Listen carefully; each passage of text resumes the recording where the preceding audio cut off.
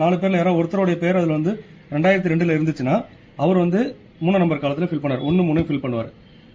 ஓகேங்களா? இப்போ அதனுடைய உதாரணத்தை நம்ம பார்க்க போறோம்.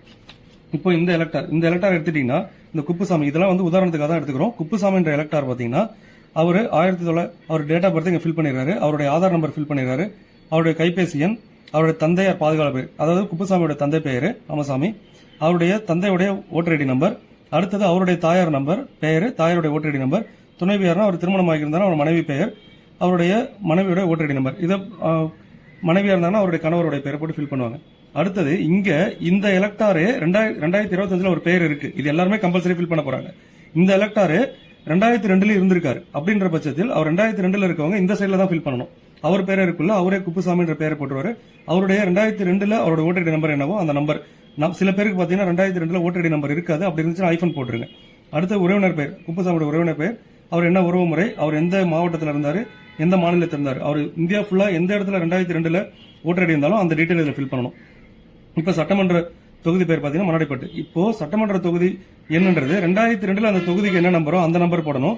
2002 அந்த பாகத்தினுடைய எண் என்னவோ அதை போடணும். இப்ப மண்ணாடிப்பட்டுன்றது 2025 தொகுதி எண் 1, ஆனா 2002 பாத்தீங்கன்னா 15. சோ அதனால 15 போட்டிருக்கோம். அந்த பாகம் என்ன, அவருடைய வரிசை எண் போடணும்.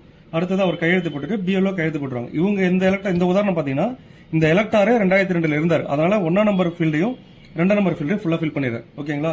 இப்ப அடுத்த உதாரணம் பார்க்க போறோம். அடுத்த உதாரணம் பாத்தீங்கன்னா இந்த எலக்டாரு 2002 இல்ல, அதனால அவர் இங்க ஃபில் பண்ணல. ஆனா அவருடைய அம்மா இல்ல அப்பா இல்ல தாத்தா இல்ல பாட்டி யாரோ ஒருத்தவங்க வந்து 2002 இருந்திருக்காங்க. இந்த எலக்டாருக்கு அவங்க அப்பாவே 2002 இருந்திருக்காரு, அதனால என்ன ஃபில் பண்றாருன்னா அவருடைய டீடைல் ஃபுல்லா இங்க ஃபில் பண்ணிடுறாரு. ஃபில் பண்ணதுக்கு அப்புறம் அவருடைய உறவினர், இங்க பாருங்க, முந்தைய தீவிர திருத்தத்தின் வாக்காளர் பட்டியலில் உள்ள வாக்காளரின் உறவினர் பெயர்னா இவருக்கு உறவினர்ன்றது யார், அப்பா தான். அவருடைய அப்பாவுடைய பெயர், அடுத்தது அவங்க அப்பாவுடைய ஓட்டர் ஐடி நம்பர், பழைய ஓட்டர் ஐடி நம்பர் 2002 என்ன இருந்துச்சு அது, அப்பாவுடைய உறவினர் பெயர், அப்பாவுடைய உறவினர் சேகர்ன்றவர் அவங்க அப்பாவுடைய உறவினர் பெயர் ராஜா. அடுத்தது அவருக்கு என்ன உறவு முறை, அவர் எந்த மாவட்டம், என்ன மாநிலம், இந்த சட்டமன்ற தொகுதி, அந்த முந்தைய சட்டமன்ற தொகுதியுடைய என்னென்னவோ அதெல்லாம் ஃபில் பண்ணிட்டு போட்டுறாரு. அடுத்தது இந்த 2 எலக்டார் பாத்தீங்கன்னா 2002 இருக்கிறவங்களுக்கு தான். இப்போ ஒரு எலக்டார் இருக்காரு, இவருக்கு வந்து பாத்தீங்கன்னா இவருடைய பேரு 2002 இல்ல.